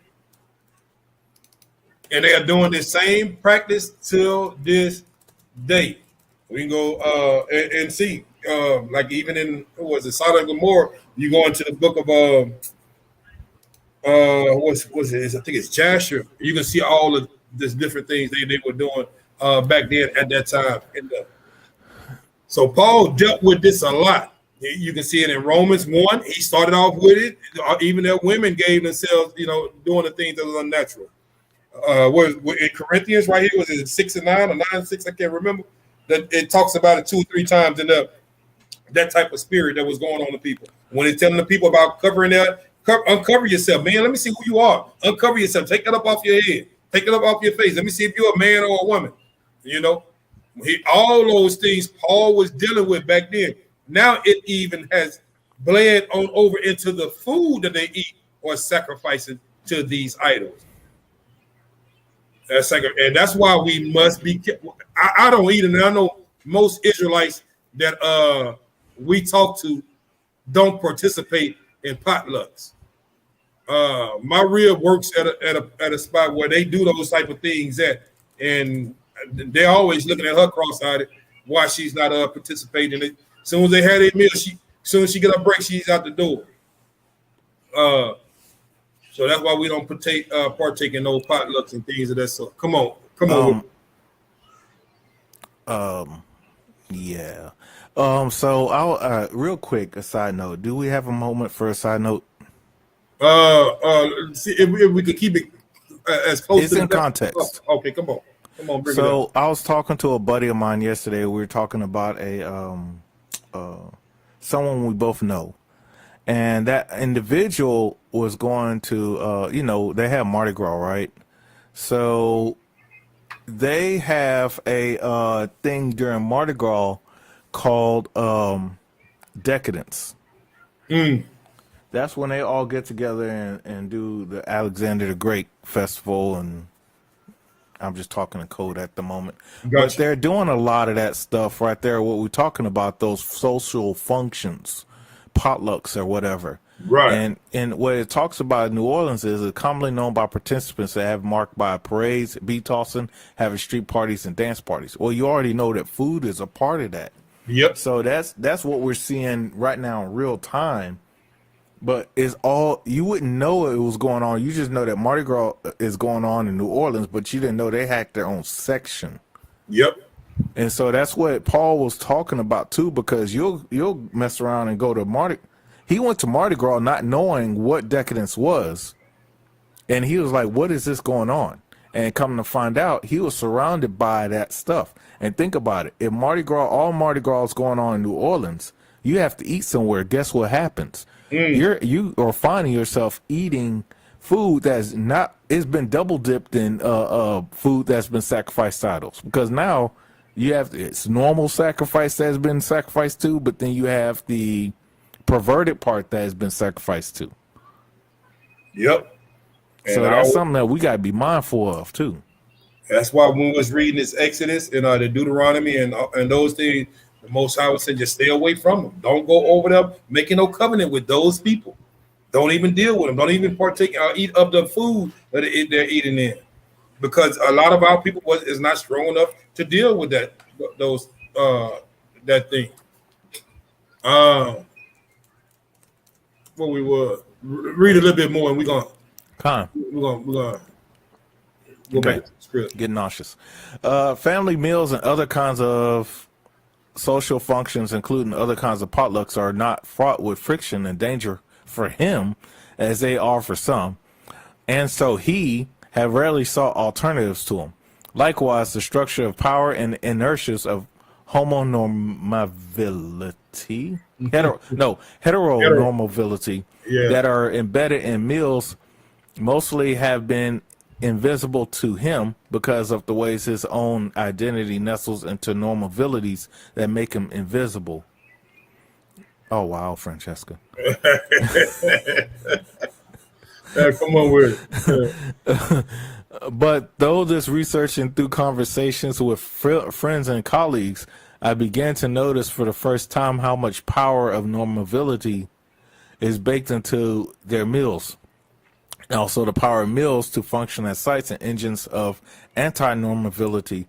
Meals are among the most potent signifiers of power within systems, with potential to create and perpetuate both dominance and oppression. Read that again. Meals are among the most potent signifiers of power within systems, with potentially to create and perpetuate both dominance and oppression. Where's that one script that talks about put a knife to your throat? It said, is it Psalms or Proverbs? Hold on. While you're looking for that, I'll bring that out. So we all know that the idea or the appearance of people who operate in those manners are really peaceful. That's the perception. But if you look at it, it's always destruction. It's always the destruction of others at the behest of their own iniquity.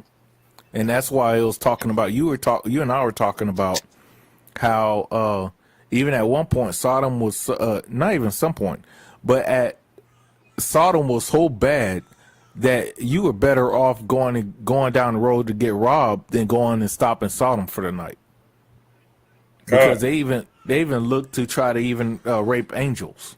So it's like, that's something that people have to realize about that spirit. I'm not even talking about the people. I'm just talking about that spirit that's residing in them is very destructive.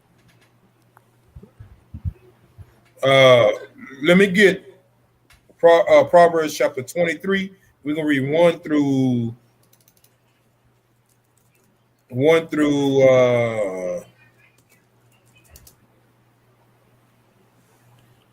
1 through 9. Proverbs 23, 1 through 9. Right. When thou sittest to eat with a ruler, consider diligently what is before thee, and put a knife to thy throat if thou be a man given to appetite. When you sit with somebody that's serving that food or a ruler, because that same thing, what they call decadence, what it was called, that Yeah. same thing, they had somebody that was over that, somebody that was in rulership over somebody, and that's probably the only thing that you were there to eat or have to eat, and say, look, if you're gonna be that hungry, put a knife to your throat. This even talking about the physical food, not just the spiritual food that they're trying to feed you. So even when you sit around getting ready to talk to people, and you're giving over to their cunning words or things they want to say, put a knife to your throat also. But with this one, this is talking about, we're gonna leave it on the physical side of it as for now. If you get so hungry that you want to eat, no matter how this food is tainted, how you will look at this food, put a knife to your throat. Come on, keep reading. If thou be a man given to appetite, be not desirous of his dainties, for they are deceitful meat. Labor not to be rich. Cease from thine own wisdom. Without set thine eyes upon that which is not, for riches certainly make themselves wings. They fly away as an eagle toward heaven. Eat thou not the bread of him that have an evil eye, neither desire thou his dainty meats. For as he thinketh in his heart, so is he. Eat and drink, saith he to thee, but his heart is not with thee. The morsel which thou hast eaten shall thou vomit up, and lose thy sweet words. Speak not in the ears of a fool, for he will despise the wisdom of thy words. That's it right there. You But are be what you careful. Yeah, be careful of who you're eating from and what you are eating. We know that for a fact. Couple of more. That's probably pretty much it on that article. We won't have to get back to it. I know you over there with your Pepto Bismol, your Alpha Seltzer right now. So let's get Acts chapter 15. We're gonna read that 19 through 29, and we got two more after then, maybe, if I go to them, but we may not have to go to them. But Acts chapter 15, 19 through 29. Yeah, I don't want to talk about no decadent meats or anything of that nature. But I in my research, I found that, so I knew I got to put this one in, because they are, showing us actually what they were actually doing with this food, or what does it mean, food sacrificed to idols. And just take you on to a whole other part of it, and you see what Paul really had to deal with at that time when he was trying to get his people to come up out of those death styles, because they're not lifestyles. Come up out of those death styles, and whatever they may be, from that part of it, or just from worshiping those idols that's out there, doing as what the people was doing. And food was another way. What we just read is another way where they can have power over you. They can have power over you. Come on. You know what? Our elders knew that too. They're saying that like some kid try to eat some grapes at somebody's house, like, hey, put them grapes down. You don't know where they've been. Right. Might be a house full of booty burglars and doo-doo burgers. All right. Wherefore my sentence is, Acts chapter 15 and 19. Wherefore my sentence is that we trouble them not, which from among the Gentiles are turned to God. Keep going. Oh yeah, we're going to all the way down to 29. Got you. But that we write unto them that they abstain from pollutions of idols, and from fornication, and from things strangled, and from blood. Right there. Abstain from the pollution of idols, which anything that has been polluted by an idol, stay away from it. This is what they're trying to tell them to do, because we're going to read later on why he was telling them to do this. But until you get this knowledge or an understanding, stay away from these things, because you don't quite understand yet. These are people that was freshly into the truth at this time. Until you get this understanding, stay away from those pollution of idols. Come on. Then please hit the apostles and elders with the whole church to send chosen men of their own company to Antioch with Paul and Barnabas, namely Judas surnamed Barnabas and Silas, chief men among the brethren. And they wrote letters by them after this manner. The apostles and elders and brethren send greeting unto the brethren which are of the Gentiles in Antioch and Syria and Cilicia. For so much as we have heard that certain which went out from us have troubled you with words, subverting your souls, saying, ye must be circumcised and keep the law, to whom we gave no such commandment. It seemed good unto us, being assembled with one accord, to send chosen men unto you, our beloved Barnabas and Paul, men that have hazarded their lives for the name of our Lord Jesus Christ. We have sent therefore Judas and Silas, who shall also tell you the same things by mouth. For it seemed good unto the Holy Ghost and to us to lay upon you no greater burden than these necessary things, that ye abstain from meats offered to idols, and from blood, and to those things strangled, and from fornication, from which ye keep yourselves, and ye shall do well, far ye do well. Sorry, let me reread that again.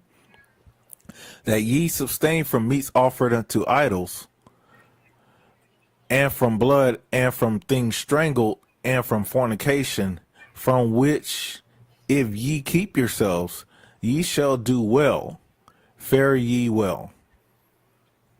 Verse 30. So when they were dismissed and they came to Antioch, when they had gathered the multitude together, they delivered the epistle. All right, so they got that then. And where is it at? Did you read that over there? Said we only told them to do this. Go back up. We only told them to do this. This is what we just told them to do, because where is it at Moses at old time? Did we read that one? Yes. There it is. Right there. Read that one. This is why they said this, and this is what we need to have the understanding. Read it again. But we write unto them that they abstain from pollution of idols, and from fornication, and from things strangled, and from blood. For Moshe of old time hath in every city them that preach him, being read in the synagogues every Sabbath day. So if they stick with it, they're going to understand the rest of it. But y'all pushing this on them right now. I'm telling them to stay away from everything right now. This is me telling them, stay away from it all. Stay away from everything. Just because, like say Paul showed you earlier in Corinth, you do have that liberty, but you have, if you have that knowledge. But they tell you stay away from it all until they get better or build up in the truth, or built up in this walk. Like sis put in there, they are just babes in this walk right now, and they are being easily influenced. So them going in, eating these things are things polluted by idols, or they could fall into that trap of serving or worshiping that idol. So stay away from it. That's what they're telling them. Matter of fact, let's see what Tobit said about it. Go to the book of Tobit. We're going to read 9 through 13, and that may be it. That's probably what we're going to get. That's probably going to be the last one. The book of Tobit, chapter... That's chapter 1. I told you chapter 1, yeah, 9 through 13, my bad. It was hard. Might be getting old. Them letters look kind of small. All right. Book of Tobit, chapter 1, verses 9. All right. Furthermore, when I come to the age of a man, I married Anna of mine own kindred, and of her I beget Tobias. And we were carried away captives to Nevi. All my brethren and those that were of my kindred did eat of the bread of the Gentiles. That's Nineveh. Go ahead. But I kept myself from eating, because I remember God with all my heart. And the Most High gave me grace and favor before Enemaiser, so that I was his purveyor. That's Salmanessar at Enemaiser is. But even Toby say, look, I remember the Most High. I remember the words he said. So I just stopped eating. I didn't eat it. We can go into the book of Daniel.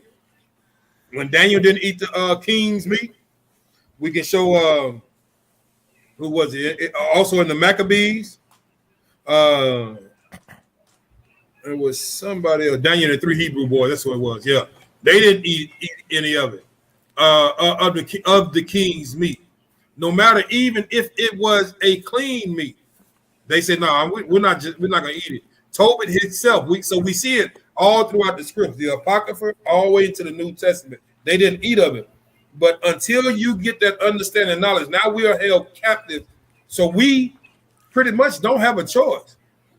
This is why we need to have our own, so we can have our own land, our own everything. And even then, it's so bad. You going to buy your land, it's so much you got to do, even to get your land cultivated, to get the pollution up out of your land, so you can even grow your own herbs or even the food that eat. Okay, the animals that you have now, how long is it going to take to purge out anything where you're getting your animals from that was being polluted by things or idols and of that sort? How many generations of your animals you have to go through? So what Paul said, man, look, you ain't got to do all that. Just know that the Most High God is one. Serve Him alone. Serve Him alone in the name, power, and authority of His only begotten Son, who He has given that power to, and you're going to be all right. You're going to be all right. Eat the food. Go get the food that you need, and don't worry about it, because what we see here is they was going through the same thing even back then. Even back then. Food that was sacrificed to idol. But that's me. That's the class for today. I appreciate y'all chiming in. Yada, you got anything you want to talk to the people, tell the people, leave the people on with? No, man, this was a great class. Good understand, man. We could have gone even deeper. It caused me to even look real quick. I don't know if you remember the movie Conan the Barbarian, when he walked into that room that had all them people that were asleep. If you look at that cauldron that they were cooking, it was literally human flesh that they had sacrificed. I don't know if you remember that. But that's what we're talking about, that these heathens and these people that don't submit to the Most High, they are into things that are not pleasing to the Most High, and it's going to cause us to suffer just like they going to suffer. So we got to be mindful of that. God. We have to. Yeah. What sis said, what you said, for the ones that think we are indigenous to the land that America is the promised land. Oh, right. Yeah. I appreciate you, sis, for chiming in on the chat. That she says, Francesca Tuve. Appreciate you. Appreciate you. See Maria chimed in on there. I had her. There she go. Shouting everybody out. Shemaya, that's my little one. Brother Desire. Yeah, they were going all. Who else we had in the chat today? Over here. I go to sis right there. Sis always with the support. Appreciate you. Sis Psalms 91 sword. What else we had in there? And yeah, I'm giving all praise and honor to the Most High and His only begotten Son. These are I seen Keith Brock had chimed in. That's one of the brothers. That's Peter Man. Yeah, Oh yeah. Okay, and I seen Thug. He had chimed in too. Also, gave shout out Shalom, brother. Shabbat Shalom. Shabbat Shalom. Sis Michelle, she chimed in also. Shabbat Shalom to you. Thank y'all for chiming in. I'm the Ark that was on here helping me handle these scripts today. He's the one that's helping me with all my technical stuff that I got. We supposed to be going to look at a computer so I can upgrade my system. He's really good at doing those type of things, so he's gonna help me out here. Like I told y'all, I used to be good with computers and stuff, but when they moved away from dial-up, I lost everything. But we're gonna give all praise to the Most High. Ain't nothing I can learn and relearn back. Elder Amnon, appreciate you chiming in. Most High in Christ bless y'all, man. Thank y'all for chiming in. Thank y'all for supporting. Y'all throw some prayers up for us over here. And we'll, pray for us, and we'll pray for y'all. We'll give all praise to the Most High again. Thank y'all, thank y'all, thank y'all. And this is the channel I'm gonna be broadcasting for from now on. Y'all willing? I don't know if I'm gonna do a name change on it just yet, but we give all praise and honor to the Most High, y'all. That's it on your end, Doc. You good? I'm good, man. I'm good, man. I'm about to Appreciate you. rest. Appreciate There's weather coming, so I enjoy some good thunderstorms, man. It's a good time to close your eyes and let the Lord talk to you. all praise to the Most High. Shabbat shalom to the family. The Most High and Christ continue to bless y'all, man. Enjoy the rest of y'all Sabbath. Y'all jump on with order Melchizedek Memphis, and let them edify you today. Let them edify you for today. Oh yeah. All right. Shalom, shalom, Shabbat shalom.